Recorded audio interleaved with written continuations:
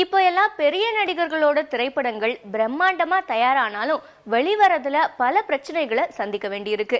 அதுவும் கமல் விஜயோட திரைப்படங்களை இந்த மாதிரியான பிரச்சனைகள் தொடர்ந்து துரத்திக்கிட்டே இருக்குன்னு சொல்லலாம்.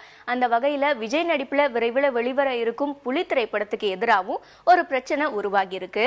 அதுவும் அவரோட நடிப்புல ஏற்கனவே வெளிவந்து வெற்றி பெற்ற கத்தி திரைப்படம் மூலமாவே அந்த பிரச்சனை உருவாகி இருக்கு. நான் இயக்குன தாகபூமி குறும்படத்தை எனது அனுமதி இல்லாம கத்தி திரைப்படம் எடுத்தது தொடர்பாக நான் போன வருடம் உரிமைகள் வழக்கு ஒன்று நான் தொடர்ந்திருந்தேன்.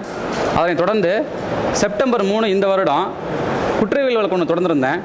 அதில் நடிகர் விஜய், இயக்குனர் முருகதாஸ் உள்பட 7 பேர்த்துக்கும் சம்மன் அனுப்பப்பட்டுள்ளது.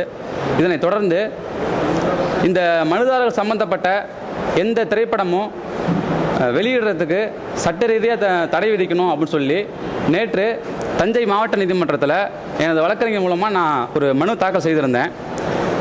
அந்த மனு வந்து ஏற்றுக்கொள்ளப்பட்டது. அன்பு ராஜசேகர் தாக்கல் செய்த மனு தஞ்சாவூர் மாவட்ட முதன்மை நீதிமன்றத்தில் நீதிபதி ராஜசேகர் முன்னிலையில் நேற்று விசாரணைக்கு வந்துச்சு.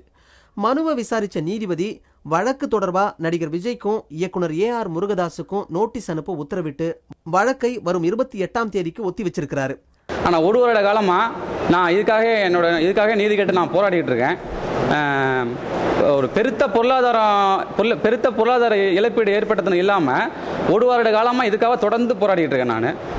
நான் எனக்கான இந்த வழக்கு முடிவுக்கு வர வரைக்கும் இந்த புலி படத்தை தடை செய்யணும் அப்படிங்கிறது தான் என்னுடைய கோரிக்கை. அது என்னுடைய மனு. அது சட்ட ரீதியாக புலி படத்துக்கு தடை கிடைக்கும்னு உறுதியாக நம்புகிறேன். தடை கிடைக்கும்.